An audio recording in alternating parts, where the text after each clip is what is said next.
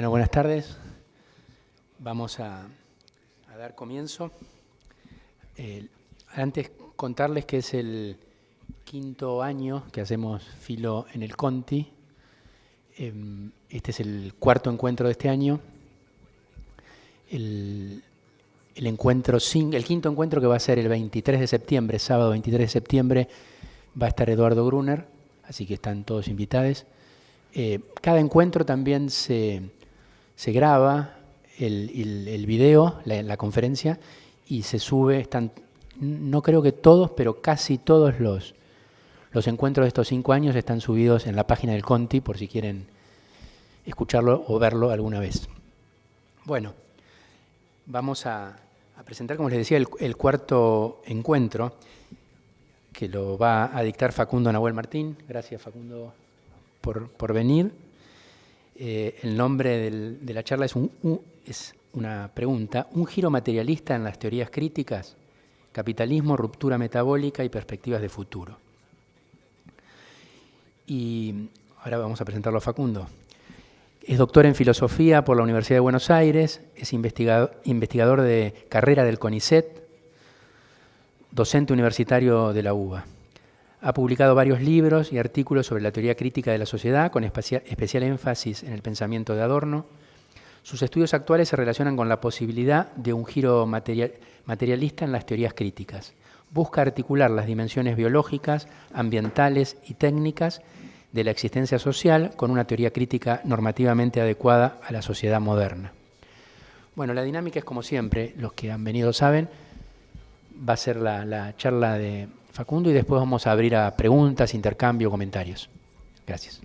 Bueno, gracias Matías por la presentación y gracias especialmente a Jorge y a todo el Conti por la invitación y a ustedes por venir, es un placer. Bueno, antes de ir por ahí al PowerPoint que traje, hago una introducción mínima de qué diablo es, ya vamos a hablar de qué diablos es el antropoceno. Primero, qué diablos es la teoría crítica, ¿verdad?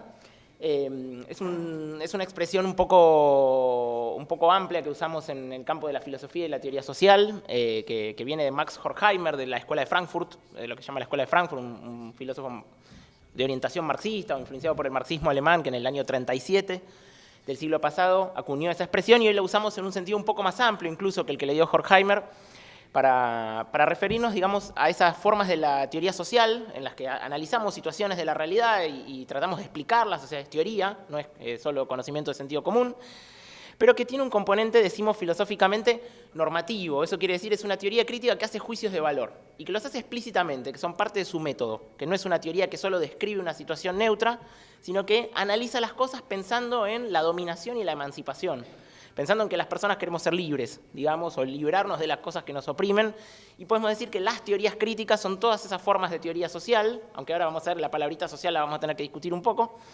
pero digamos, esas formas de la teoría social que cuando leen una situación dicen, bueno, ¿quién está siendo oprimido acá? ¿Quién está luchando acá? ¿Qué conflictividad aparece acá?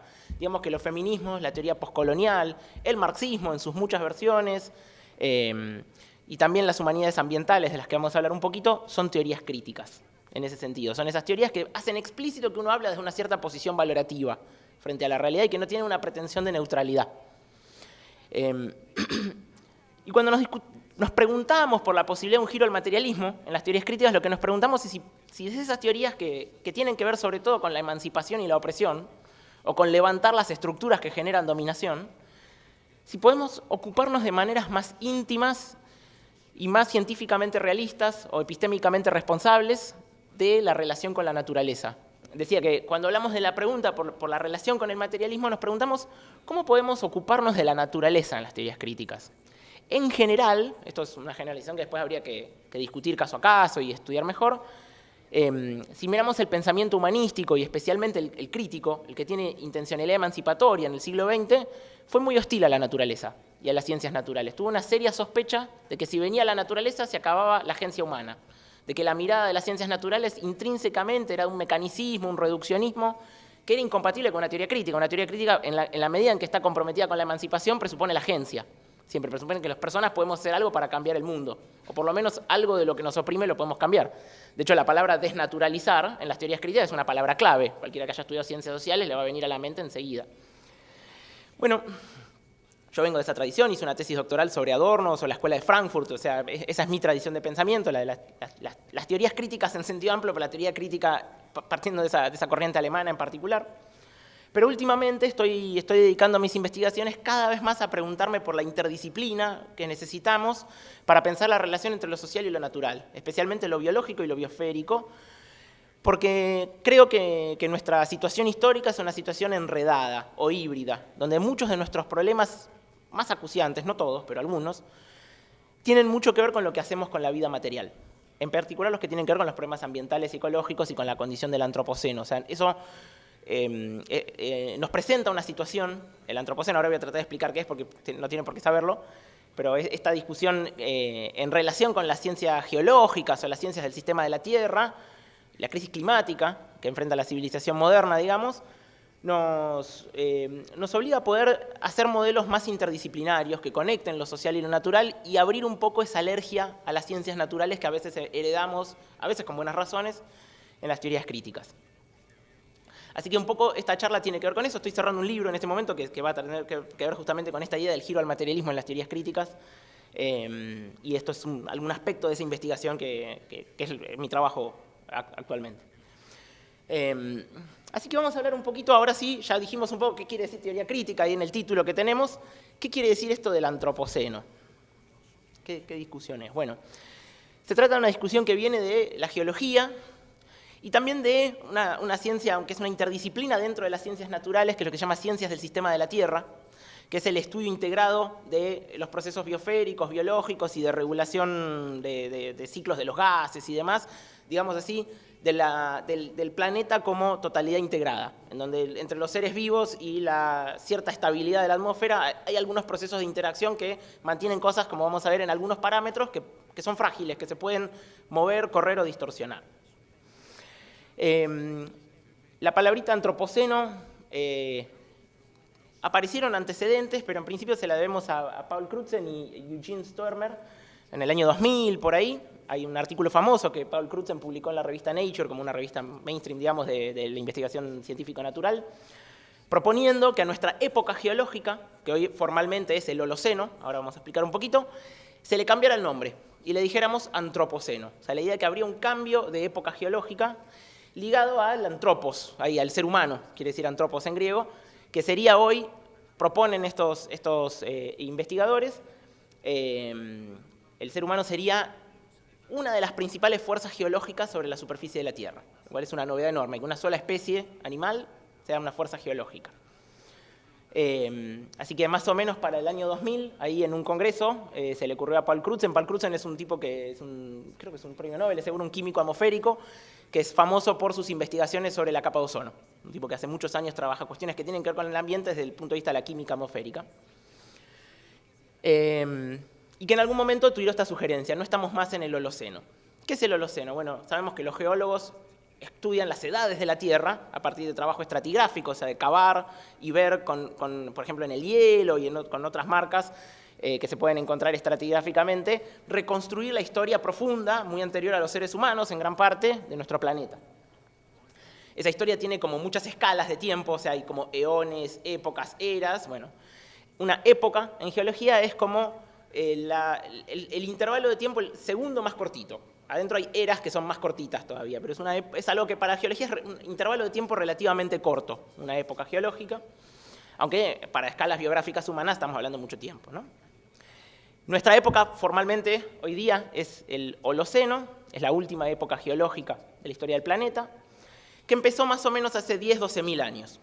Pensemos, el Pleistoceno, que sería la época anterior, sería la última época glacial. El Holoceno es un periodo interglacial, es decir, un periodo de esos en el que el sistema de la Tierra logra alguna estabilidad en condiciones relativamente cálidas, ¿no? Pensemos, antes del Holoceno teníamos hielo hasta Bahía Blanca o Berlín, permanentemente, bueno, un clima mucho más frío.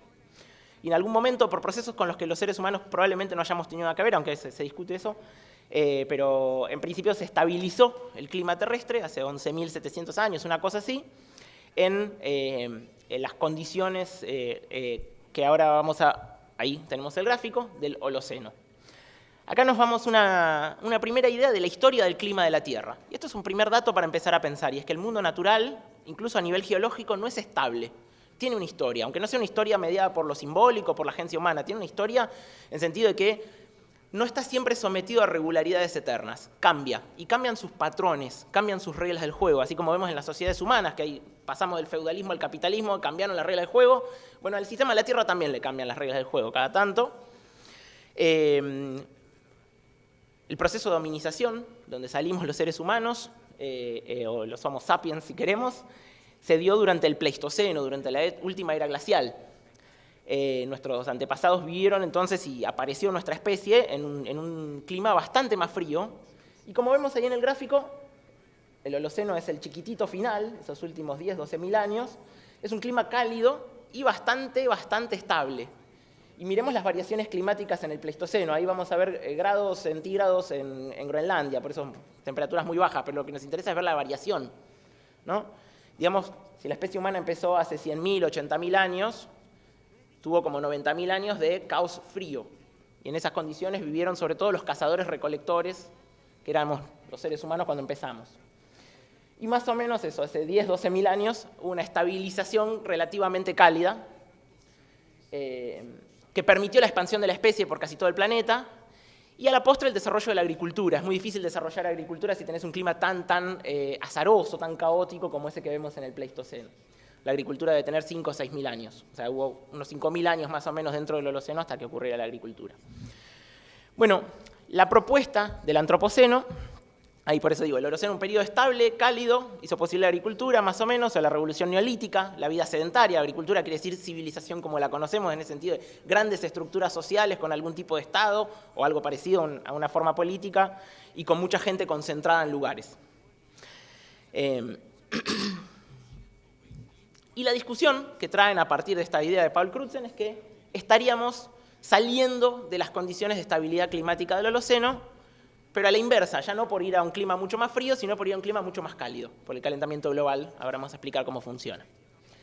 Ahí se creó en la Comisión Internacional de Estratigrafía, que es un órgano de geólogos, lo que se llama el Grupo de Trabajo del Antropoceno, en 2009, como para formalizar un poco esta discusión, a ver si efectivamente salimos o no del Holoceno y estamos en una nueva época geológica. En principio no hay acuerdo todavía en la comunidad científica acerca de si vivimos ya en el Antropoceno, no es una categoría consolidada, es una categoría en debate en las ciencias naturales, la de Antropoceno.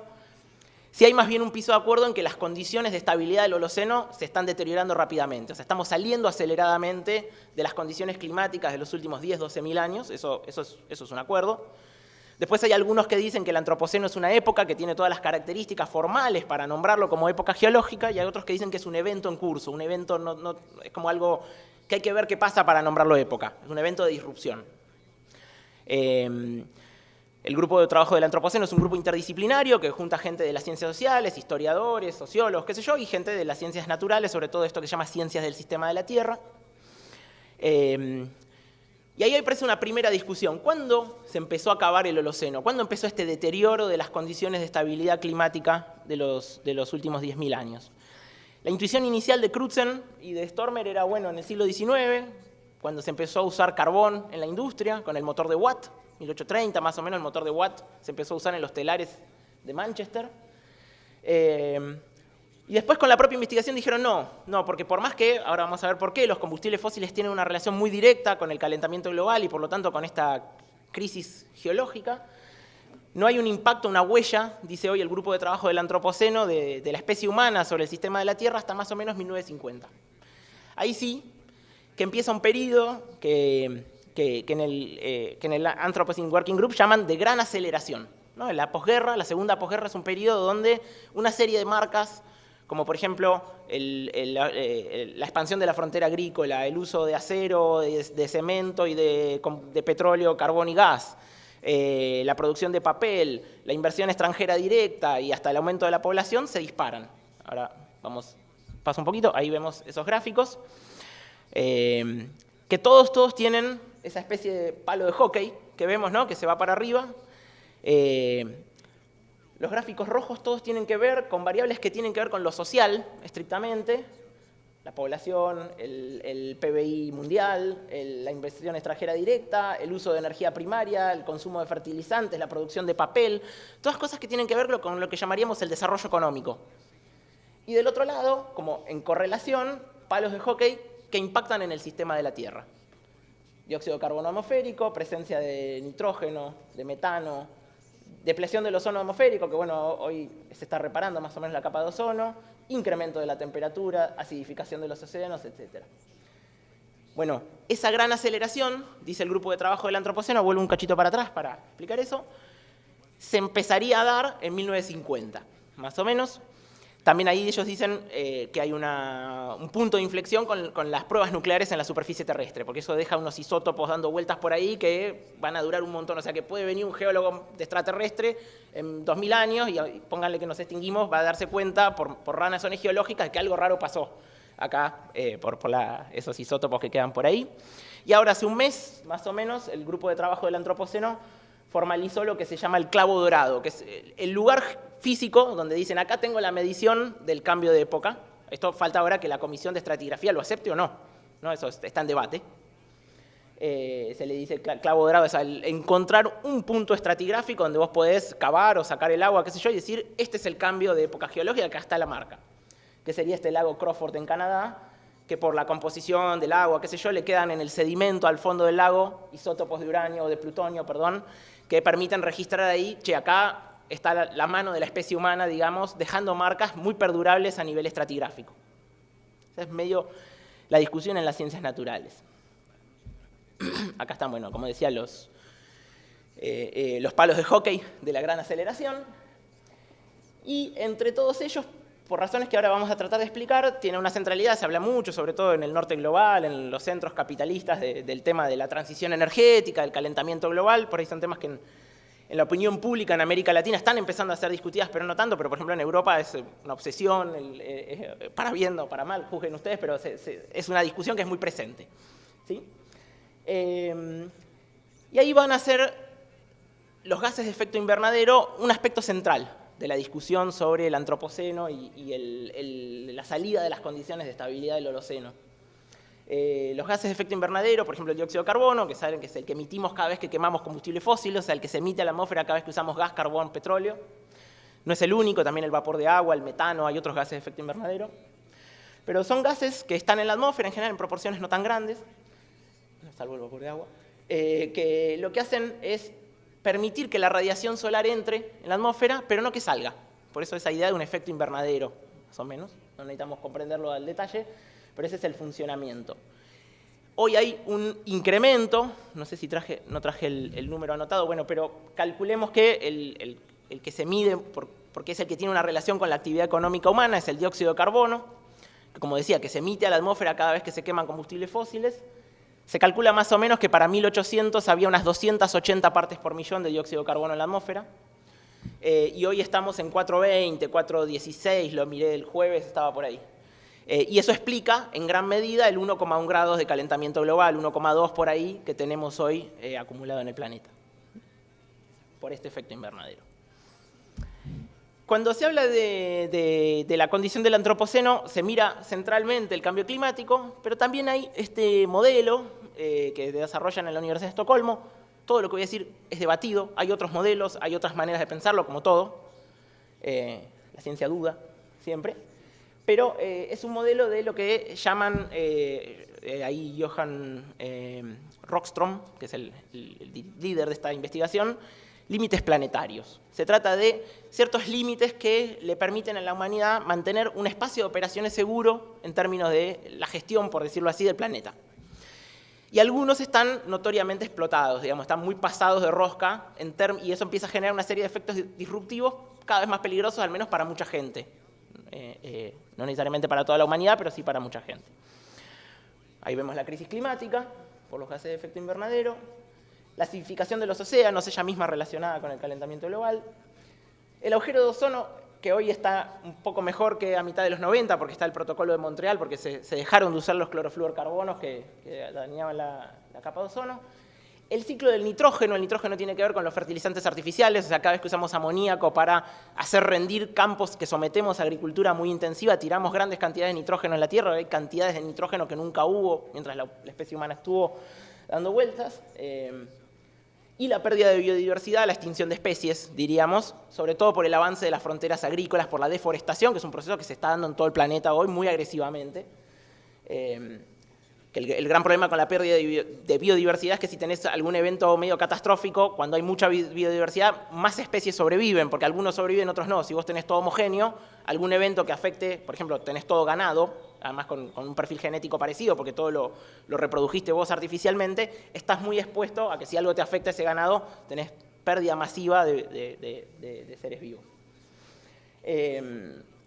Como verán, algunos están más pasados, otros menos, de estos límites planetarios. Pareciera ahí que la crisis climática, la pérdida de biodiversidad son de los más alarmantes. Ahí traía el numerito, bueno, del dióxido de carbono.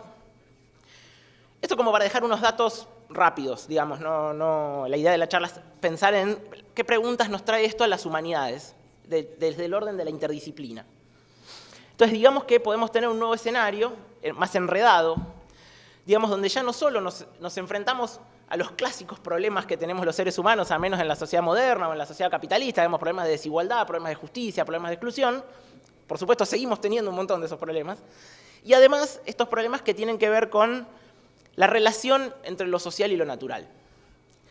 Y acá se nos empieza a desarmar una cierta visión heredada que a veces tenemos en las humanidades, que es pensar la naturaleza, el ambiente, como una escenografía rígida. Es como el fondo de la obra de teatro y los protagonistas somos solo los humanos. Y el medio de la obra de teatro es el lenguaje, ¿no? Es humanos hablando, intercambiando posiciones en el campo del discurso. Y acá lo que empezamos a encontrar es una historicidad de la naturaleza, ¿no? Que el mundo natural en que vivimos también es histórico, también es cambiante, también es precario, hasta un punto, en sentido que se dan en ese mundo algunas conexiones necesarias para la vida que se pueden caer, que no están garantizadas, y que entonces nos fuerzan a algunas nuevas preguntas acerca de la relación entre lo social y lo natural, o lo histórico y lo natural. Ahí hay algunas preguntas que dejo para más adelante. Ahí traigo alguna idea de Chakrabarty. Dipesh Chakrabarty es un autor que doy clases sobre él, me gusta mucho, es un postcolonial de la India, un teórico postcolonial, que siempre pensó la relación entre la modernidad y los sectores subalternos, y cómo los sectores subalternos, sobre todo los sectores campesinos en Bengal, participan de la política moderna. Él se dedicó a eso un montón de años, viene del grupo de la historia desde abajo, y que hace unos 10 años, 15, giró y se puso a estudiar el problema del antropoceno. Tiene un texto que es famoso, más o menos famoso, que se llama El clima de la historia. Acaba de publicar un libro hace un año sobre estos temas también, y dice esto: me di cuenta de que todas mis lecturas sobre las teorías de la globalización, el análisis marxista del capital, los estudios subalternos y la crítica postcolonial de los últimos 25 años, esto está escrito en 2009 más o menos, si bien eran de enorme utilidad para el estudio de la globalización, no me habían preparado realmente para dar sentido a esta coyuntura planetaria en la que la humanidad se encuentra hoy. Que necesitamos ir más allá, digamos, de los modelos solo sociales de lo social, es decir, de pensar la sociedad solo como un problema entre humanos, y pensar la sociedad como implantada en un medio no creado por los humanos, que tiene propiedades recalcitrantes a los humanos y que devuelve el golpe, digamos, de maneras que no siempre podemos prever. Ese es Chakrabarty. Entonces él dice que si pasamos los 90 y buena parte de los 2000 discutiendo la globalización, con estos problemas, la mundialización del capital, la pérdida de poder de los estados nacionales y el desarrollo de las tecnologías de la información, hoy tendremos que discutir la planetariedad como una condición que se agrega o tal vez sucede a la de la globalización. La idea de planetariedad viene de Gayatri Spivak, otra postcolonial, que tiene que ver con esta mezcla de lo social y lo natural. Y por lo tanto con la crisis de las visiones solo sociales de lo social, ¿no? con la crisis de una visión que dé demasiada autonomía a las ciencias sociales. Hay que pensar la sociedad como implantada en la naturaleza.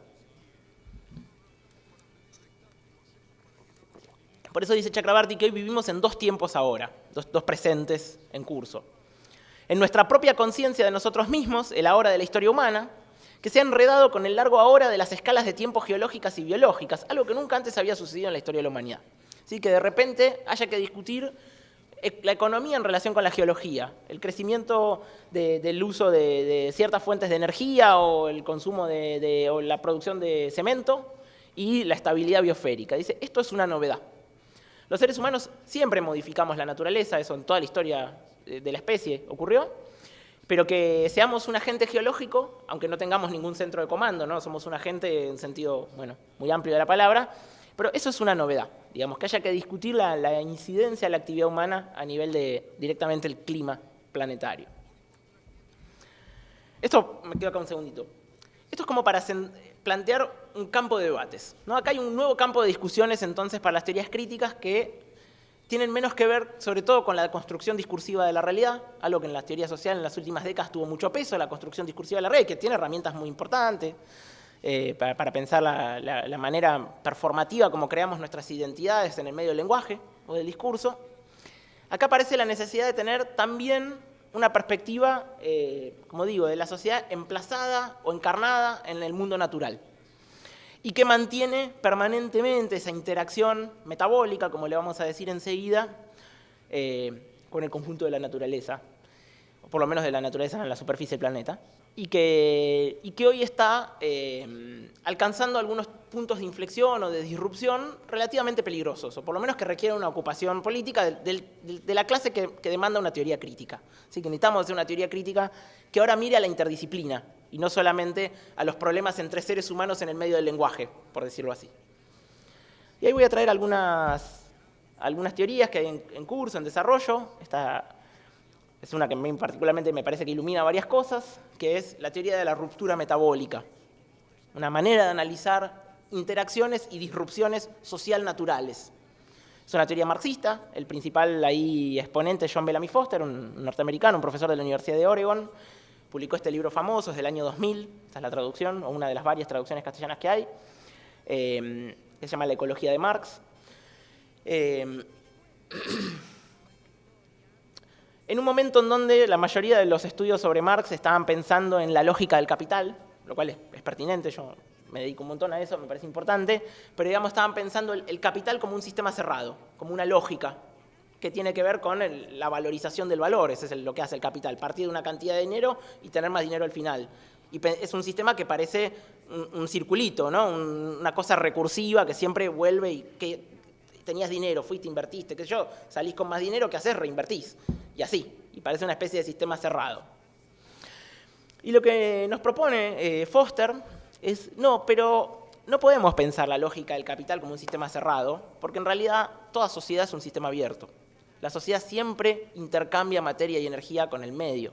La sociedad siempre es un sistema que está emplazado en un medio no puro. ¿Qué quiere decir no puro? No creado por la propia sociedad. Y esa interacción metabólica entre lo social y lo natural, que podríamos decir es el trabajo humano, en sentido muy amplio, es central para reconstruir hoy la crítica de la economía política. O sea, la crítica de la economía política no puede ser solo una crítica de categorías económicas, de la crítica del valor, el trabajo de la mercancía, ni siquiera puede ser solo la crítica de la explotación, sino que tiene que ser un análisis sociometabólico de qué clase de transformaciones del mundo material y qué clase de flujos de materia y energía, al final, están implicados en la lógica del capital. Él va a ir a hacer todo un trabajo de recuperación del aspecto más materialista, en este sentido naturalista del pensamiento marxista, de vincularse con la naturaleza. Va a decir, no es casual que Marx haya dedicado su tesis doctoral a Epicuro y a Demócrito, ¿no? Sabemos que Marx, los grandes materialistas del mundo antiguo, y no es casual que Marx fuera un admirador de Darwin, no porque admirara el darwinismo social y la idea de que la sociedad es una competencia por la supervivencia del más apto, sino porque admiraba de Darwin la idea de que los seres humanos somos parte de la naturaleza. Somos producto de un proceso evolutivo como el resto de las especies y no habitamos un dominio espiritual mágico, por decirlo así, separado. Entonces podemos decir que si abrimos el Capital, vamos a leer un montón de estudios de la forma social, ¿no? Cómo está estructurada la forma social capitalista. Vamos a ver la mercancía, el valor, la explotación. Pero junto con la forma, vamos a tener que pensar también el metabolismo, y esto es el intercambio de materia y energía. Marx es muy explícito, en alemán dice Formwechsel, cambio de forma, y Stoffwechsel. Stoffwechsel quiere decir cambio de materia en alemán, pero también quiere decir literalmente metabolismo. Es una categoría central, Marx la usa un montón en la crítica de la economía política. Y esto habilita esta relectura naturalista de Marx, es decir, Marx pensando en la sociedad como parte de la naturaleza. Y acá hay una visión heredada, de la que tiene mucha responsabilidad el estalinismo, la Unión Soviética, de Marx como un prometeico, un productivista, ¿no? Un industrialista sacado que quería subsumir al dominio de los seres humanos cada resto de naturaleza que hubiera en el planeta, ¿no? Una especie de mente de acero tendría, súper como tecnocrática, ¿no? Esa idea de que el socialismo es las fuerzas productivas con esteroides, mucho más desarrolladas que en el capitalismo. Y Foster, a partir de este libro, y hay toda una escuela, una corriente de pensamiento de la ruptura metabólica, encuentra en los textos de Marx, y parece los que trabajan con los cuadernos que dejó Marx, que hoy se están publicando en la Marx Engels Gesamtausgabe, las obras completas de Marx y Engels, que están editando recién ahora en forma completa. Parece que Marx tenía una preocupación que habría que llamar protoecológica, la palabra ecología todavía no estaba dando vueltas en ese momento, desde bastante temprano. Esto no quiere decir que no haya textos ultra prometeicos, por ejemplo el manifiesto comunista, por supuesto que los hay en el pensamiento de Marx, pero también hay un montón de, mucho más que intuiciones, acerca de cómo los procesos de acumulación de capital tienen una tendencia intrínseca a generar disrupciones ecológicas. Esa es la tesis central de John Bellamy Foster, que el proceso de acumulación de capital como tal tiende a una disrupción en estos flujos de materia y energía entre la sociedad y la naturaleza. Marx, además de leer a los economistas burgueses, como le llamamos, a Adam Smith, a David Ricardo, qué sé yo, tenía una preocupación muy grande por leer ciencias naturales.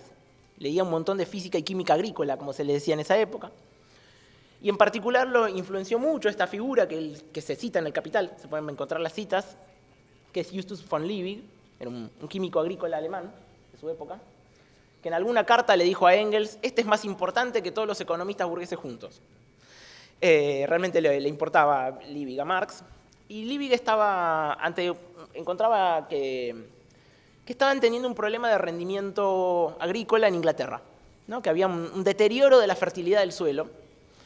Y Liebig decía, y bueno, sí, claro, porque por el proceso de industrialización se concentró la población en las ciudades, se despobló el campo, y al mismo tiempo, como tenés una población creciente que te demanda un montón de comida barata, estás sometiendo a los campos a ritmos de producción muy intensivos, muy extractivos, diríamos hoy, y por la separación campo-ciudad ni siquiera vuelven al campo en la forma de abono todos esos nutrientes que te generan recomposición de la fertilidad del suelo. Esto es curioso, había deterioro del rendimiento agrícola en la misma época en que había crisis de estiércol en Londres, por las mismas razones, las dos cosas, ¿no? Y el mismo von Liebig decía que la agricultura intensiva que estaban haciendo los ingleses en el siglo XIX era un robo de nutrientes que deterioraba la tierra y que estaba generando esta ruptura del metabolismo social natural. Y eso quiere decir que entonces no es que la ruptura metabólica empezó en 1950 o en 2010, o no, empezó probablemente desde la agricultura intensiva propia de ese primer proceso de industrialización del siglo XIX. Tuve que arar a través de la nueva química agrícola de Alemania, en particular Liebig y Schoenbein, que es más importante para este asunto que todos los economistas juntos. Carta de 1866 a Engels. Entonces acá aparece este proyecto, hay varios autores pensando en esta línea hoy, que tiene que ver con repensar la relación entre la crítica de la economía política y la ecología. Y que se funda en una relectura de Marx y Engels. En particular hay un japonés que también está traducido, que es Saito Kohei, que hace una reconstrucción muy exhaustiva de las preocupaciones ecológicas en Marx desde la juventud hasta los textos tardíos, y realmente están todo el tiempo.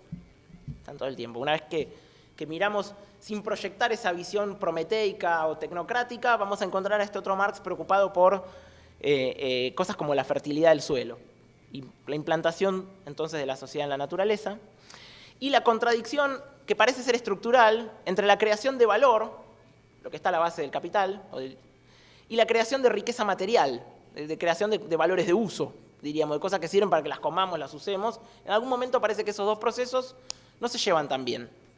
Y entonces el capitalismo empieza a aparecer como la unidad de progreso y destrucción.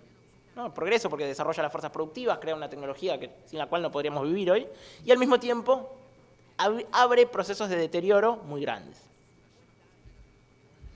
Marx analiza el concepto central de la ruptura en la interacción metabólica entre el ser humano y la tierra, es decir, el metabolismo social prescripto por las leyes de la vida, mediante el despojo del suelo de sus elementos constitutivos.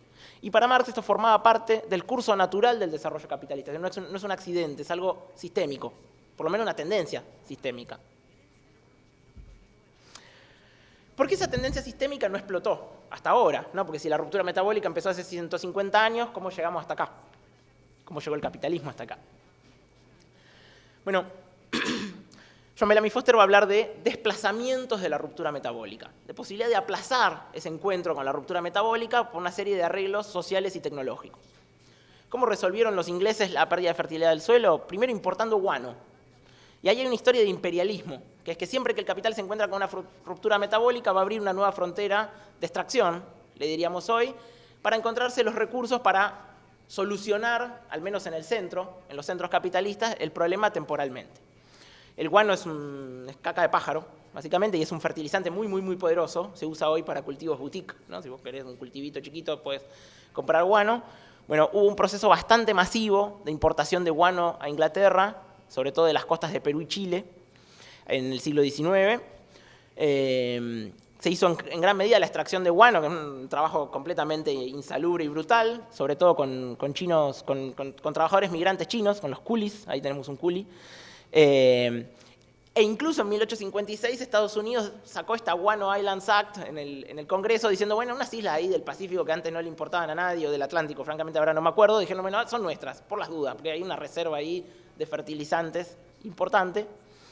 Así que el guano, y hay toda una historia de construcción de ferrocarriles en Chile, de conflictos bélicos. Bueno, hay una historia imperialista clásica relacionada con la importación de guano en Inglaterra, que les permitía, aunque sea temporalmente, solucionar la ruptura metabólica que se estaba expresando ahí como pérdida de fertilidad del suelo. Y después, en el siglo XX, el proceso Haber-Bosch, de ahí la empresa Bosch. Más o menos durante la Primera Guerra Mundial se inventó este proceso. Los dos principales, según von Liebig, nutrientes que tenés que reponerle al suelo para que siga dando son fósforo y nitrógeno. O sea, son los dos elementos químicos, digamos, que tendrías que reponerle. El nitrógeno particularmente es importante y es súper abundante en la atmósfera, está lleno de nitrógeno el aire. El problema era fijarlo, o sea, ponerlo en una forma que esté disponible para ponérselo a la tierra. Que puedas hacer amoníaco, el amoníaco que se usa hoy, algún compuesto ahí basado en amoníaco, que sigue siendo hoy el principal fertilizante artificial que usamos. Bueno, el proceso Haber-Bosch es el proceso que permite fijar el nitrógeno atmosférico y ponerlo en una forma disponible para usar en la agricultura. ¿Sí? Y tiene una peculiaridad, ahora vamos a mencionar un poco porque esto es importante, que es un proceso de energía intensivo, o sea, necesita mucho calor. Se usa gas, creo, generalmente para hacer este proceso, y que es responsable de una parte de las emisiones de dióxido de carbono anuales mundiales. No tanto, 1,4%, pero no es despreciable. Por eso el mismo John Bellamy Foster dice que nuestra agricultura contemporánea es convertir petróleo en comida. Tal vez sería más preciso decir gas, pero bueno. La idea es que no tenemos masivas pérdidas de fertilidad del suelo porque le estamos tirando fertilizantes artificiales al suelo todo el tiempo y para eso estamos quemando combustibles fósiles, ya acabo de mencionar porque eso es un problema, continuamente.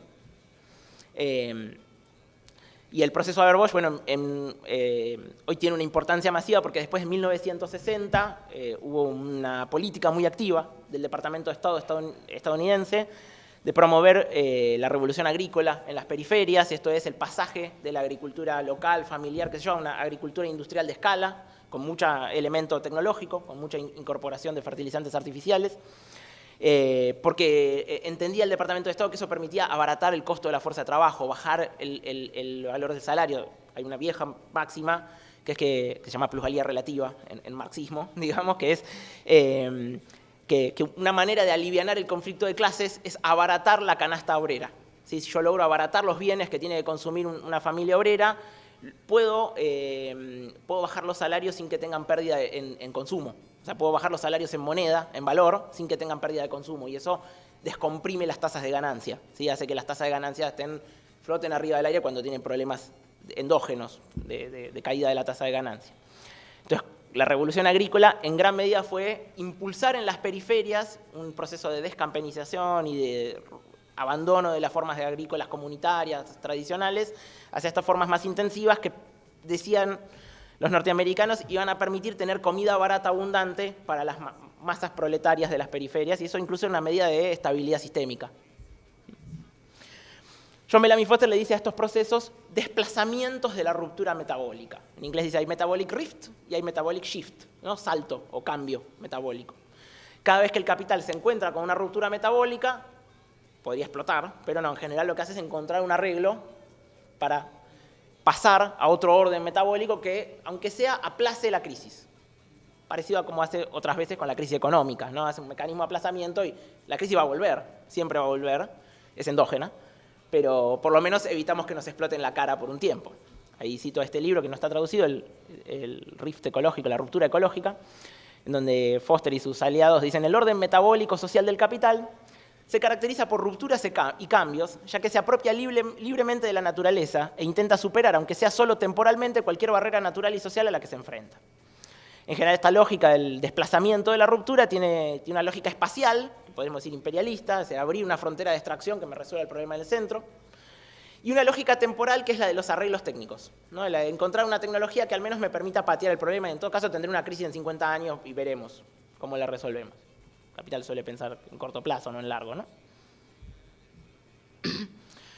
La tesis de John Bellamy Foster es que el antropoceno se podría leer como un momento de acumulación, crispación y sobredeterminación de rupturas metabólicas. O sea, un momento donde esta estrategia de aplazamiento empieza a costar mucho porque ya tenés demasiadas rupturas acumuladas. Esto no quiere decir que es imposible salir, por ejemplo, del cambio climático con algún arreglo tecnológico, al final voy a hablar un poco de eso, pero sí aparece como un momento donde es más complicado el salto hacia adelante, justamente por esta situación de crisis sobredeterminada. Sobredeterminada quiere decir que muchos procesos convergen hacia la crisis, procesos distintos. Entonces el antropoceno sería un momento donde ya no tenés una ruptura metabólica local, el campo inglés, sino planetaria. O por lo menos empieza a amenazarnos la ruptura metabólica planetaria.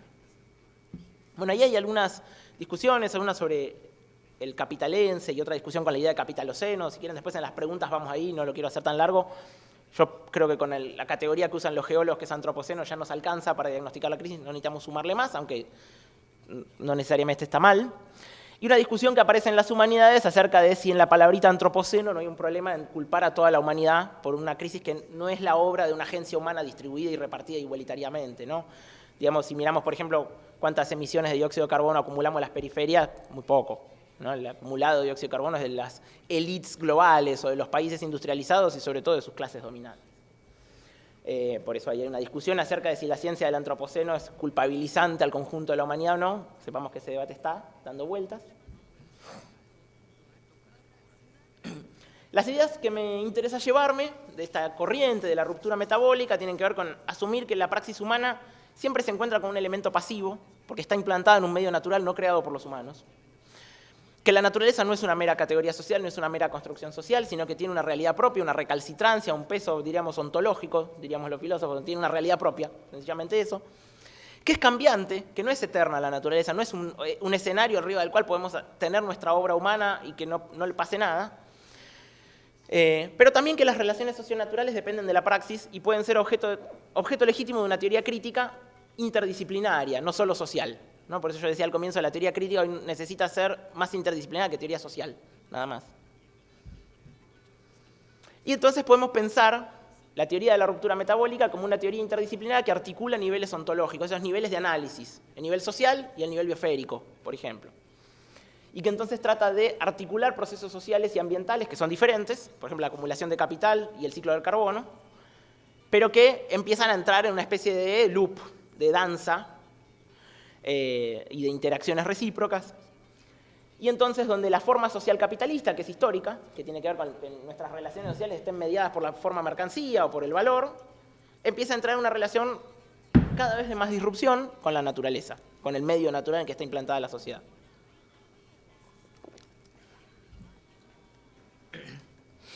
Y ahora vamos a poner un poquito el ojo en el problema energético, que es una discusión, como digo, que si miramos las élites globales están discutiendo con mucha intensidad esto, y quiero tratar de explicar por qué. Después cada uno sacará sus conclusiones de cómo nos tocan las periferias del capitalismo enfrentar esto, ¿no? Pero poner en común, digamos, algunos problemas. Acá hay este libro, está traducido también, de otro teórico de la ruptura metabólica, es un sueco, Andreas Malm. A mí me gusta mucho el trabajo que hace Malm en general, entre la historia y la teoría, se maneja. Eso es su tesis doctoral, se llama Capital Fósil, donde se pregunta Malm, ¿por qué le cuesta tanto al capital irse de los combustibles fósiles? Si son tan peligrosos para la estabilidad biosférica, ¿por qué no se está haciendo rápidamente una salida del uso de combustibles fósiles como se hizo con los clorofluorcarbonos? No fue tan difícil para el capitalismo mundial el tema de la capa de ozono. Lo digo así un poco brutalmente, pero digo, cuando hubo un acuerdo científico claro de que ciertos gases que se usaban para los aerosoles y para refrigerar heladeras estaban generando un problema serio por cómo interactuaban en la atmósfera con otros gases, dañaban la capa de ozono, se iba achicando. Se hicieron estos protocolos, creo que son de Montreal, y en las últimas décadas vemos que la capa de ozono empieza a regenerarse. Pueden tardar todavía unos años largos hasta que eso esté arreglado y puede haber otros procesos de disrupción que esto lo detengan y esa regeneración se revierta. Pero en principio se encontró un acuerdo político de decir, no, esto hay que prohibirlo porque es un problema a nivel planetario. Mann se pregunta, ¿por qué eso, si ya más o menos hace décadas que hay un consenso científico en torno a que los combustibles fósiles tienen una relación causal con el efecto con el cambio climático? ¿Por qué esta sensación de una transición energética que siempre es para dentro de 30 años? ¿No? Siempre faltan 30 años más. ¿De dónde sale este problema? Traigo acá una cita de Malm. Él dice, ¿había realmente algo en la naturaleza del agua, la luz y el aire que hacía que su energía fuera incongruente con los principios de la propiedad privada? Parece que sí. Por sus determinaciones físicas, su perfil espaciotemporal, el flujo circulaba incesantemente a través del paisaje, introducido y retenido por los ciclos climáticos, sin responder a los intentos humanos en la producción, un poder creado, desperdiciado y recuperado por la naturaleza misma. ¿Cuándo más o menos se dio la transición, la primera transición hacia los combustibles fósiles? Tal vez la única transición energética en la historia del capitalismo, ahora voy a explicar por qué. ¿Cuándo se empezó a usar combustible fósil? Quemar madera, o en alguna medida carbón es una práctica antediluviana, pero usar masivamente en relación a procesos industriales. Más o menos Inglaterra 1830 y pico, con la introducción, como decía antes, del motor de Watt para los telares. El motor de Watt se empezó a usar en los telares. Y Malm dice, bueno, ¿y qué matriz energética usaban los telares antes? ¿Qué matriz energética usaba la industria textil antes de 1830? Usaban sobre todo molinos de aire y principalmente de agua.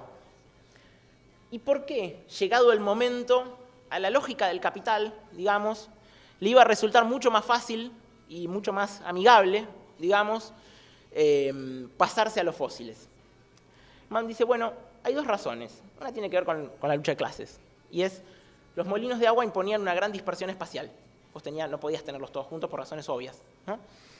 Y eso implicaba que si se te organizaban en el molino, era mucho más difícil romper la huelga, porque tenías que irte a 30 kilómetros a buscar obreros. En cambio, si vos te podías concentrar en Manchester, donde tenías un ejército de reserva, un ejército industrial de reserva muy grande, era mucho más fácil romper una huelga. No era ni por asomo más barato el motor de Watt que los molinos de agua. No, ni loco. En 1830 el motor de Watt era bastante más costoso, ¿no? Porque había que minar el carbón, traerlo, ni hablar de los costos de la máquina en sí. Y de hecho al principio la tecnología estaba y los industriales no la veían con interés por una razón de costo. Y recién les empezó a gustar después de un proceso muy masivo de huelgas, ahí en 1830 y pico, recordemos movimiento cartista en Inglaterra, movimiento de conflictividad obrera importante en Inglaterra en 1830. Entonces Mann dice, acá hay una cuestión. Los tipos dicen, bueno, es más barato estar al lado del río, pero si me tengo que comer una huelga por mes, me voy a Manchester. Y pago la máquina, y pago el carbón, y a la larga lo prefiero. Hay una cuestión ahí, entonces, en relación a la conflictividad social. Y el otro problema que empieza a ver Malm tiene que ver con el perfil energético de los fósiles. Los fósiles, y esto a mí me gustó mucho estudiarlo porque me hizo pensar mucho en nuestros imaginarios sobre la energía, cómo nos imaginamos qué es la energía y sobre todo cómo nos imaginamos la energía del futuro. Los combustibles fósiles, dice Malm, son combustibles de stock. Stock quiere decir que los podés extraer, los podés almacenar y los podés utilizar y tienen un retorno energético muy bueno, o sea, son muy poderosos, es decir, por cada kilowatt que usás para extraerlos te dan un montón de kilowatts en retorno. Hay algo elemental, el retorno energético. El día que me cueste un barril de petróleo extraer un barril de petróleo, no extraigo más, ¿no? Si me cuesta un barril, me cuesta para extraer 2, extraigo poquito, y si con un barril extraigo 10, me garpa un montón y me abarata costos. Y bueno, en general al capital le gustan las tasas de retorno energético altas. Al capital o a cualquier sociedad que quiera energía abundante, ¿no? Bueno, los combustibles fósiles tienen esta característica, como digo, de ser muy energéticos, muy poderosos, extraíbles y almacenables. Y eso quiere decir que los podés poner a funcionar sin importar el contexto. Si vos tenés una máquina movida por fósiles, no te importa si es de día o es de noche, no te importa si sopla el viento o no sopla el viento, no te importa si hay mucha agua o hay poca agua, siempre va a funcionar. Bueno, la lógica del capital se lleva mucho mejor con ese tipo de procesos abstractos. Abstractos quiere decir no contextuales. La lógica del capital es funcionar 24/7, aunque llueva, sea de día, sea de noche, como funcionan muchas fábricas, que no paran. Y el capital detesta la negociación con el contexto. Uy, no llovió, ahora paramos la producción, y es malísimo. O no puedo usar tanta agua porque me viene el de río abajo y me viene a protestar porque me dice, no, me está sacando el agua y yo también tengo que usar el molino. Hay algo en el viento, el agua, es que son fuentes de energía en flujo. No las podés estoquear, no te las podés llevar. Y se lleva muy mal una fuente energética de flujo con una lógica de producción abstracta, a la que no le importa dónde estás implantado, no le importa el contexto, no le importa el momento, etc. Por eso dice Malm que el capital necesitaba producir un espacio y tiempo abstractos, es decir, un espacio donde la lógica de producción para la ganancia pueda funcionar sin importar lo que esté ocurriendo en el contexto. Y para eso tener una fuente de energía que además es muy poderosa, pero que sobre todo pues, puedes extraer y almacenar, y te da, digamos, tiene una afinidad electiva con la lógica de la valorización del valor, con esa lógica social. Se lleva mejor el combustible fósil con esa lógica que con la lógica de esperar a que sople el viento, o de esperar a que haya agua, o de negociar con el que está río arriba.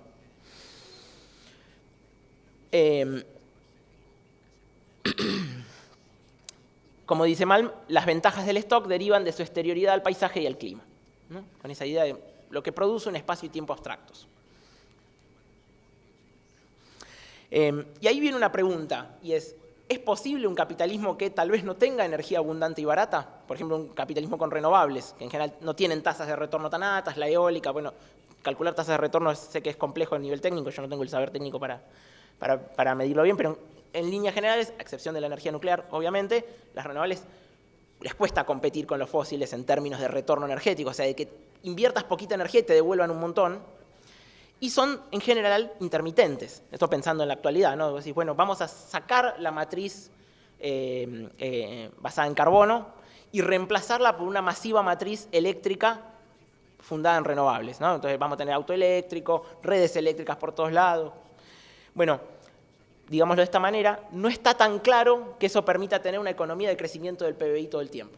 No está claro, en absoluto. Yo no digo que es imposible, tiene que venir un técnico a decir eso y en todo caso lo dirá la historia, si es posible o no. Digamos que se lleva mal pensar en una matriz basada en eólica y solar y tener un proceso de acumulación permanente en crecimiento continuo, ¿no? A ese proceso de acumulación permanente de crecimiento continuo le vienen mejor, por decirlo así, estas fuentes de stock, que vos las puedas extraer y almacenar. De hecho, si miramos... recién vi el gráfico después de haber hecho el PowerPoint pero salió esta semana de un climatólogo, un análisis de la matriz financiera, de la matriz, energética mundial hoy, el año pasado, bueno, 2022, números gruesos, 25% carbón, 25% petróleo, 25% gas y 25% todas las demás. Entonces, hoy tenemos un capitalismo 75% fósil dependiente. Y por eso yo decía antes que, salvo por la primera transición, la que fue hacia el carbón, después el capitalismo nunca hizo una transición energética, solo diversificó la matriz. Es decir, agregó cosas a una matriz que crece cada vez más. Pero, por ejemplo, carbón hoy se quema un montón, especialmente en China. China es el principal quemador de carbón del mundo, pero también en Estados Unidos, en Alemania, en Argentina, etc. A veces se lo quema para hacer funcionar la electricidad también, ¿no? Pero, y el carbón es el más contaminante en términos de dióxido de carbono, pero también el más barato. Entonces, los países que quieren desarrollarse rápido, en general tienen ese recurso a quemar un montón de carbón para propulsar su industria, ¿no? Y entonces, acá aparece una discusión, no tanto de si no hay posibilidad de sostener una sociedad tecnológicamente avanzada con renovables, que probablemente sí, pero sí de si una transición masiva a renovables en el contexto actual nos generaría un problema financiero muy grande. Esta es una pregunta que nos deja mal, ¿no? Diciendo, bueno, si el capital tiene esta relación de tanta afinidad con los combustibles fósiles porque le permiten mantener esta lógica de crecimiento perpetuo, bueno, ¿cómo sería un capital basado en renovables. No sabemos. Pero no parece sencilla esa transición. Lo digo sencilla para evitar una formulación determinista de tipo es imposible. No sé si es imposible, eso lo dirá la historia y lo dirán los procesos que se den.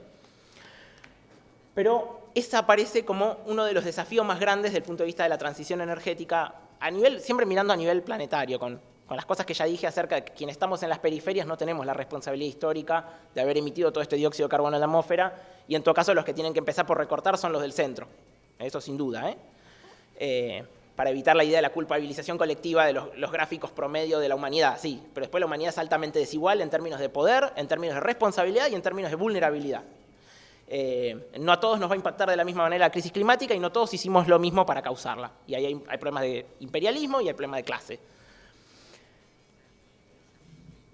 Hasta ahí con el intento de presentar cierto diagnóstico, cierta lectura, obviamente discutible, obviamente con muchas cosas que hay que seguir investigando de la situación.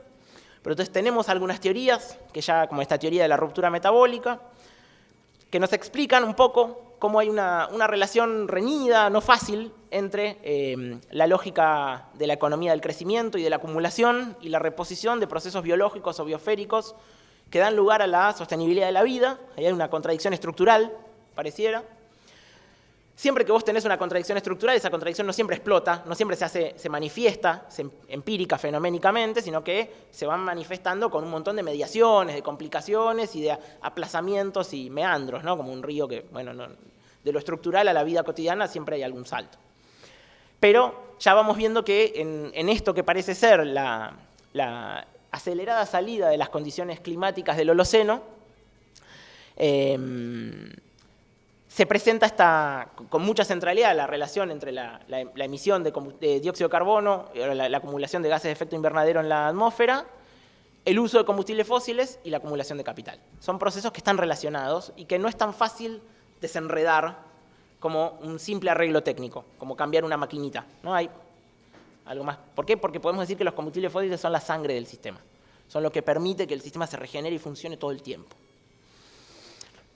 Y acá aparecen algunas discusiones sobre qué hacemos con esto, ¿no? ¿Cómo respondemos a esta situación? Y aclaro acá algunas cosas de lo que puedo llegar a decir y lo que no, o lo que no puedo resolver.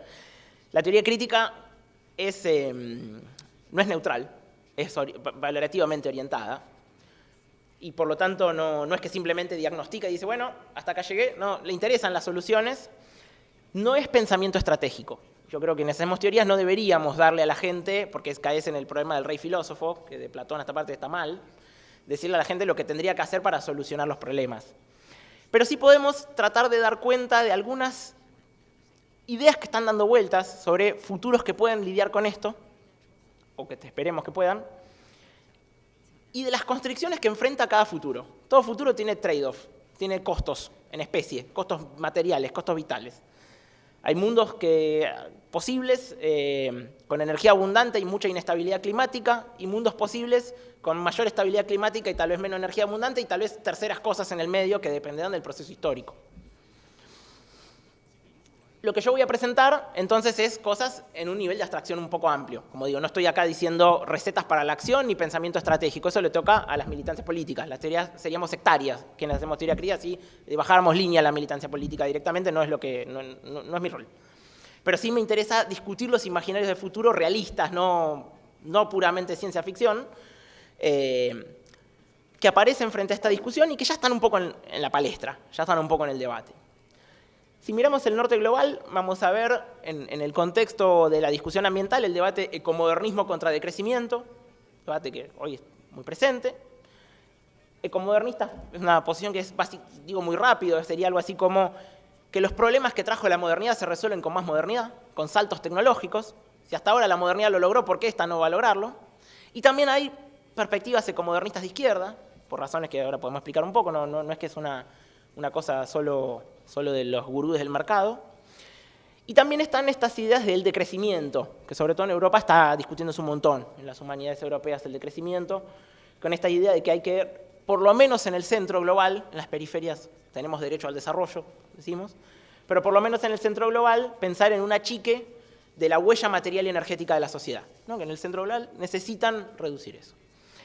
Y en cierta forma, no me voy a meter en detalle, pero podemos decir que en América Latina este debate también nos llega con la discusión neodesarrollismo versus antiextractivismo. Si miramos el ambientalismo, está lleno de este debate, en donde hay quienes dicen, no, necesitamos desarrollarnos porque es la única manera de incluir a masas excluidas del consumo, y eso es una injusticia muy grande en las sociedades de la periferia, y solo con algún grado de desarrollo periférico se puede incluir a esas personas. Y quienes están más bien en el bando antiextractivista, ¿estoy bien de tiempo? Okay. Debo tener 10 minutos más y cerramos. Esto va a ser un poco más abuelo de pájaro, discutir qué se está pensando en relación a este problema. Y en general quienes están en miradas antiextractivistas suelen decir que más bien hay que mirar a las formas campesinas, comunales, indígenas de buen vivir, que suelen tener formas menos dañinas de relacionarse con el ambiente y que no nos sometan a esa lógica de ser proveedores de materias primas para el centro global una y otra vez. Y por último voy a preguntarme si cierta perspectiva del marxismo latinoamericano, heredera de Mariátegui, no puede superar algunas cosas de este debate, al menos a nivel filosófico, no estratégico, como dije. Vamos a hablar un poco de qué dicen los ecomodernistas. Y voy a ir a los ecomodernistas de izquierdas. Figuras polémicas, pero que son muy interesantes para mí. Por ejemplo, Peter Freyes. Ahí todo en torno a la revista Jacobin, sobre todo al Jacobin estadounidense, es un núcleo del ecomodernismo de izquierda en Occidente, la revista Jacobin, y a mí me gusta un montón lo que produce. Me parece que hay que leerlo, que hay que estudiarlo por más que uno después se pelee. Peter Freyes tiene un texto, está traducido, lo pueden leer en la web ahí de Jacobin América Latina, que está disponible, que se llama Hacer lo que sea necesario, que es una defensa de la geoingeniería. Ahora voy a explicar un poco. Acá hay toda esta perspectiva que aparece en Estados Unidos con la idea del Green New Deal, en torno a Bernie Sanders y a Alexandria Ocasio-Cortez, y a los Democratic Socialists of America, es una agrupación socialista con una vinculación medio ambigua con el Partido Demócrata, digamos, lo más de izquierda que vamos a encontrar en la política más o menos mainstream conocida norteamericana. Peter Freyes es un simpatizante del Green New Deal. La idea es tomar la idea de Roosevelt del New Deal, de un nuevo acuerdo entre el capital y el trabajo, una nueva lógica económica con la que habrían salido de la crisis de los 30, ¿no? Y pensar que la transición a las renovables puede ser un momento de muchísimo desarrollo, que puede haber un desarrollismo verde, digámoslo así, ¿no? Con la transición a las renovables, que puede haber grandes infraestructuras energéticas, sobre todo pensando ahí en los obreros de la electricidad y otro amigo de Jacobin, que es Matthew Huber, que tiene todo un programa de cómo hacer la transición en Estados Unidos con protagonismo de los sindicatos de electricistas y qué sé yo, electricistas de los trabajadores de la electricidad. Y que todos los trabajos que se pierdan por el desfasar los combustibles fósiles los vamos a traducir en trabajos de instalación de fotovoltaicas, de turbinas eólicas, de redes eléctricas, de baterías, qué sé yo. Y entonces habría una especie de proyecto como de expansión del capital y el trabajo con una transición verde. Una perspectiva posible, pero, y acá viene lo polémico, por las cosas que yo vengo diciendo hasta hace poco, no está a la vuelta de la esquina la transición energética con renovables. Hoy día, si queremos mantener el consumo energético mundial, por lo menos no la tenemos de acá a poco tiempo. Esto no quiere decir que no sea técnicamente posible en un periodo más largo, ¿no? Y entonces lo que propone Peter Freyes es, bueno, hay una serie de perspectivas de ingeniería climática, vamos a tratar de soluciones tecnológicas, que a lo mejor permitan aminorar el peso, el riesgo del cambio climático. Esto es todo terreno polémico, de vuelta estoy comentando, cada uno saque sus conclusiones, ¿no? Pero esto está en la discusión. Una forma de hacer ingeniería climática sería hacer esto que en inglés se llama DACS, Direct Air Carbon Capture and Sequestration, secuestro de carbono, que la idea es usar estas turbinas que lo que hacen es chupar el dióxido de carbono del aire, sacarlo. Entonces, directamente vas a la fuente, sacás el problema, sacás el dióxido de carbono y luego meterlo bajo tierra o alguna cosa así y esperar que no vuelva a liberarse. Creo que, por lo que entiendo, yo de vuelta no soy técnico, tengo formación en filosofía, leo estas cosas, me interesan. Para ver en detalle cada una de estas tecnologías habría que llamar a un técnico a ver cómo funcionan. Hoy, por lo que entiendo, no está claro que esto sea escalable, no es que las máquinas no estén, sino que se pueda hacer masivamente secuestro de carbono, que esté el capital y que esto sea viable, pero sería una opción. Otra cosa que se discute a menudo en modelos que que te permitan seguir quemando fósiles, seguir quemando combustibles fósiles, esta idea de hacer BECS, Bioenergy with Carbon Capture and Sequestration. La idea es, los árboles son sumideros de carbono, los árboles chupan, secuestran dióxido de carbono. Entonces, si yo utilizo biomasa, utilizo algún tipo de combustible fósil basado en materia viva, mientras los árboles crecían, secuestraron dióxido de carbono, después los talo, los quemo, y capturo el dióxido de carbono en el momento de quemarlo, no lo emito a la atmósfera, y lo escondo bajo tierra, veo qué hago, bueno. Y entonces podría tener un consumo de combustibles fósiles carbono negativo, ¿no? Porque en el momento de emitir, emití cero, porque lo secuestré, le puse una máquina a la chimenea, a la fábrica, que hace que ese carbono no salga al aire, y esos árboles que yo utilicé para producir biomasa, mientras eran bosque, chuparon carbono. El mayor problema con el BECS es el problema de los fertilizantes. Es que tenés que tirar fertilizantes artificiales y un problema de uso de la tierra. Una humanidad que tiene un uso de la tierra cada vez más extensivo porque crece la población y porque crece la frontera agrícola.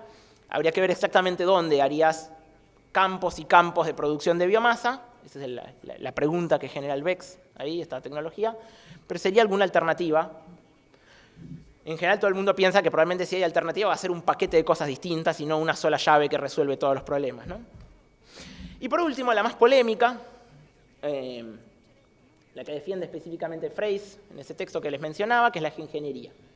Antes se le decía geoingeniería, agrego, porque el IPCC cambió la terminología el año pasado, a cualquier intento de regular el clima de la Tierra. Entonces, reforestar sería hacer geoingeniería, pues si yo tengo bosques enormes, voy a tener menos carbono porque son sumideros de carbono, por eso se dice la importancia del Amazonas, de las selvas, qué sé yo, chupan dióxido de carbono del aire, naturalmente. Bueno, antes se le decía todo lo que hagas para modificar el clima geoingeniería, ahora le dicen especialmente a la geoingeniería solar. Así que cuando hablemos de geoingeniería, vamos a decir que geoingeniería es el manejo de la radiación solar. Sabemos que cuando hay emisión de aerosoles a la atmósfera, por ejemplo con una erupción volcánica, sobre todo, bueno, sulfatos, que son como unas sales que vienen del azufre, que se emiten a la atmósfera, por ejemplo, cuando hay una erupción volcánica, eso produce un efecto opuesto al efecto invernadero. Es decir, en lugar de que la radiación solar entre y no salga, directamente no entra. Enmascaran la atmósfera, por decirlo así. Eso se llama albedo. Albedo es la reflectividad de la superficie de la Tierra, o sea, cuánto de la radiación que entra a la Tierra del Sol vuelve al espacio. Bueno, por ejemplo, hubo una erupción volcánica grande en el Pitanubo, que creo que es en el Pacífico, en el 93, 94, y el año siguiente fue bastante frío. Y se sospecha que la causa fue la erupción del Pitanubo. Hubo en otro momento histórico una erupción volcánica muy grande que casi extingue a la especie humana en la prehistoria. Eso se sabe hoy por la variabilidad genética. Un invierno volcánico muy heavy que, bueno, casi la quedamos. Bueno, la propuesta de la geoingeniería solar sería reproducir eso artificialmente. O sea, mandar aviones a mucha altura o, bueno, globos, hay varias opciones. Creo que la más probable es la de los aviones. Acá el dibujito es un poco distinto. Pero la idea es tirar sulfatos en el aire y con eso que enfriar la Tierra desde la fuente, digamos, no sustraer carbono, no sacar carbono, el dióxido de carbono va a seguir estando, pero si entra menos radiación solar, tendrías un enfriamiento más o menos instantáneo del clima.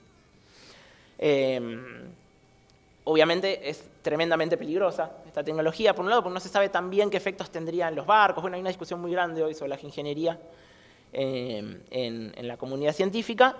Y el mayor peligro, ahí Andreas Malm también viene estudiando estas cosas, la expresión no la usa él, la usan los técnicos directamente, es el peligro del termination shock. El termination shock es el gran problema de la geoingeniería, es qué pasa si un día la dejas de hacer, ¿no? Vos seguís emitiendo hasta un punto, tirás los aviones, tenés entonces un calentamiento, no sé, de 5 grados enmascarado, porque está entrando menos radiación solar.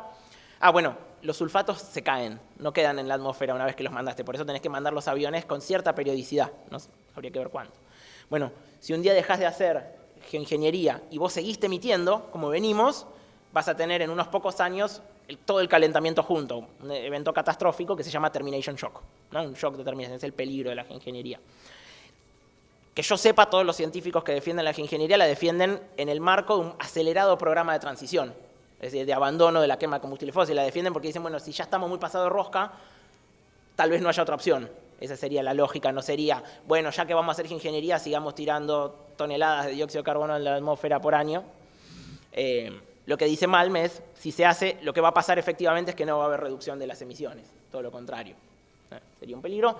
Bill Gates es, por ejemplo, un defensor, ¿no?, de la ingeniería, está analizando el tema, qué sé yo. Ahí contaba lo del pitanubo y qué sé yo. Ese sería como un paquete de posibilidades que tiene que ver con estas salidas ecomodernistas, que tienen que ver con soluciones tecnológicas. De vuelta, algunas parecen más riesgosas, otras menos. Reforestar es muy poco riesgoso, hacer ingeniería probablemente es muy riesgoso, dependerá, como digo, acá hay cosas que van a tener que ver en todo caso con decisiones políticas técnicamente informadas. Yo, en el nivel de análisis en que estoy, lo que quiero es mencionar como orientaciones globales de la discusión. En general, quienes desconfían de las soluciones tecnológicas dicen que lo que hay que hacer es cambiar la lógica de la producción y consumo. Es decir, no ir a lo que hacemos con el ambiente para más o menos mantener nuestra lógica social actual, sino al revés, cambiar la lógica social.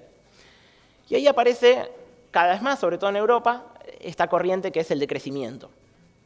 O el postcrecimiento, se dice ahora a veces. Ahí está este libro de Carlos Taibo, un decrecentista español, que presenta de forma muy breve, muy clara, qué sería el decrecimiento. Ya para ir redondeando. Tendría que ver con desconfiar de estos saltos tecnológicos hacia adelante, con criticar la idea de un fetiche del crecimiento, es imperativo que suba el PBI todos los años y sobre todo criticar la idea de que el bienestar se mida en PBI, ¿no? Que el PBI sea un buen índice del bienestar de la gente. Y pensar en soluciones que no son antitecnología, pero que tienen mucho más que ver con lo local y lo simple, y a veces también lo antiguo, con aprender de las formas comunales, campesinas, indígenas, que por lo general tienen característica de que o proponen los decrecentistas no mover mercancías por la superficie de la tierra todo el tiempo, consumir cosas que estén relativamente cerca de donde vos vivís, desurbanizar y evitar grandes infraestructuras complejas que te resuelvan todo y más bien pensar desde lo local. Entonces, una crítica a la modernidad, ética y ambiental, como digo, una crítica a la idea de que el desarrollo traiga progreso social, la idea de que esto tal vez ya no es más así, y una crítica tanto del capitalismo como del socialismo soviético, prometeico, ultratecnológico. En general, el decrecimiento muchas veces tiene un aire parecido al anarquismo, podríamos decir, o a muchas cosas del viejo anarquismo. Les ahorro las citas, quiero ir un poco rápido.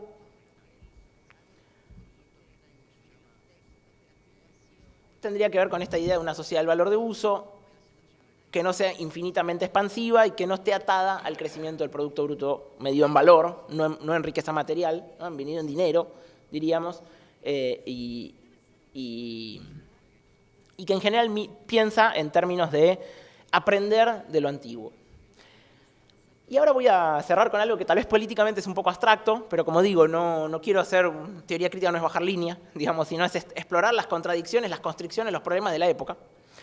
Y a mí me parece que hay toda una tradición latinoamericana, que podríamos decir el marxismo latinoamericano, que se remonta a Mariátegui, que a mi ver, en esta discusión entre modernistas y decrecentistas, nos presenta, al menos en términos del imaginario de futuro, alguna idea que a mí me parece un poco superadora de esta discusión ecomodernistas decrecentistas. Ahí traigo algunos libros actuales en los que me estoy basando, esta gente que viene trabajando acá en América Latina ahora, está viva, que me gusta. Uno es Martín Arboleda, que trabaja acá al lado en Chile, en la Universidad Diego Portales. Tiene ese libro que es su tesis doctoral, que todavía no está traducido, que se llama Planetary Mine. Es un estudio muy bueno sobre las lógicas de extracción de cobre y la minería en Chile. Y tiene este librito que sacó en caja negra que se llama Gobernar la Utopía, un libro sobre el debate de la planificación y el poder popular actual. Y también me gusta mucho ese libro de Andrea Torres Gaxiola, que es una filósofa mexicana, que viene trabajando problemas técnicos siguiendo el pensamiento de Bolívar Echeverría. Bolívar Echeverría es uno de los más grandes marxistas latinoamericanos, justamente poco conocido en la Argentina, pero realmente de los mejores. Y también acá hay algunas cosas, bueno, está ahí Donna Haraway en su trabajo actual, después podríamos hablar de por qué me parece que seguir con el problema dialogaría con este modo de pensar. Es el libro que se llama Socialismo de Medio Planeta, que la idea es una especie de utopía socialista, pero donde medio planeta son reservas naturales y solo la otra mitad usamos los humanos, que escribieron Troy Betts y Drew Pendergrass, son norteamericanos.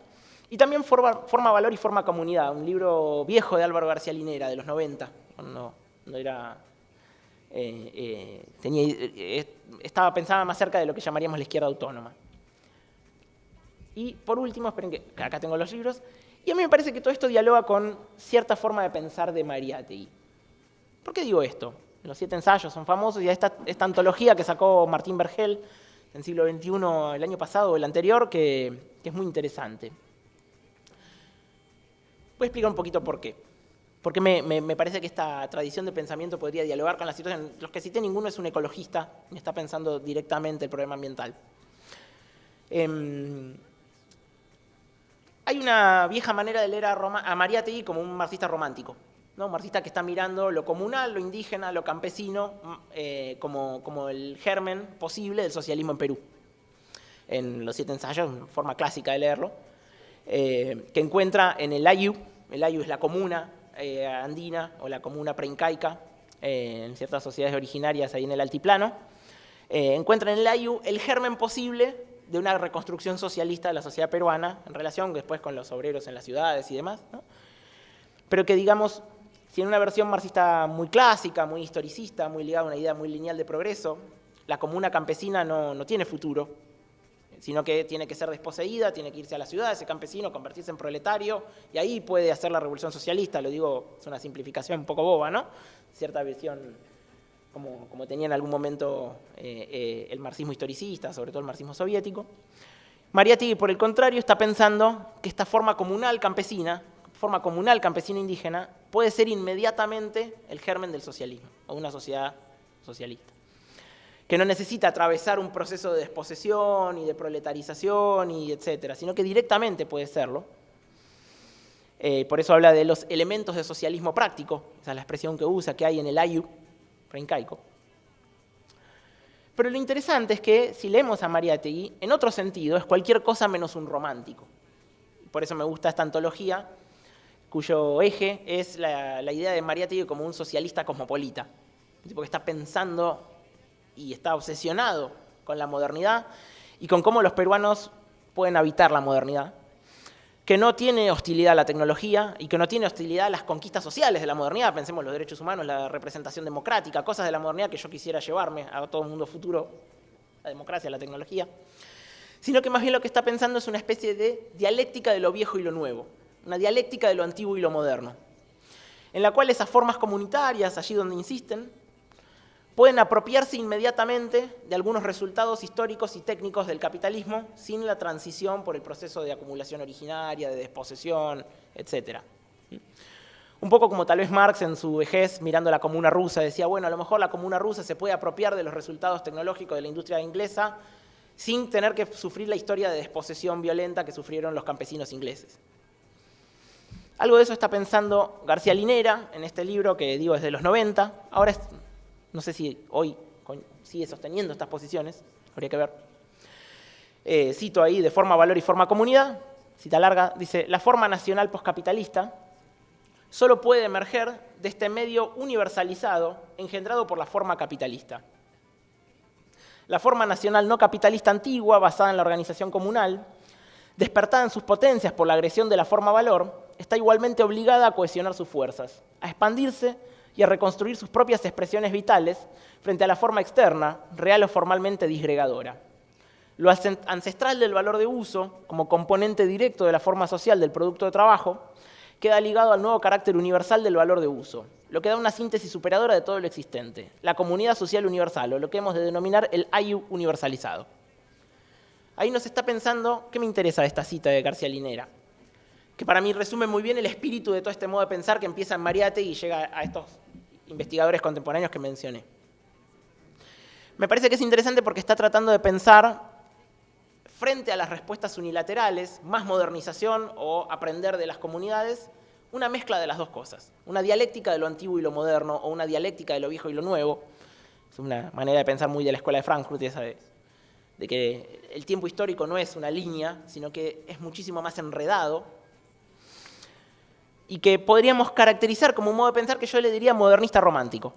en el sentido que tiene un momento romántico, le interesa a la comunidad, le interesan las sociedades, sobre todo indígenas, que producen directamente valores de uso, que no producen para el mercado, para el intercambio, para la ganancia, y que muchas veces por eso mismo logran un metabolismo social más sostenible.